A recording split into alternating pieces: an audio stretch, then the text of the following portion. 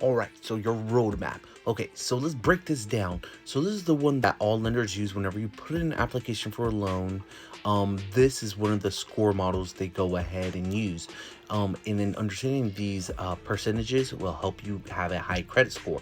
So let's go ahead and start with the payment history. What is payment history? Pretty much how you pay your loans. So if you missed payments, made payments, or you may be behind 30 days, or you may be behind 90 days, maybe it's been very long since you paid, that plays the most important part when it comes to your payment history because it's what's going to get you the highest. So making sure you always remember that and always make the minimum payment. You don't have to make what your budget allows. As long as you do the minimum, you'll be fine. The next one is amounts owed. What plays a factor into that is how much debt you have out there and how much other loans have a loan balance. That plays a second. So making sure that you are not too much into debt will go ahead and make sure that you'll always have a high credit score.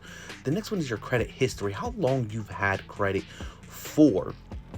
So the longer you have a loan reporting, the better your credit score is going to be. It's going to take years before it starts taking effect, but that is one of them. The next one is the credit mix. So do you have more than just one type of loan? So what I mean about this is, let's see if maybe you have 2 to 3 credit cards. That's not mixing up your credit. What you need to do is add an installment loan, which can be maybe you have an auto loan, maybe you have a mortgage, maybe you have a motorcycle loan, an RV.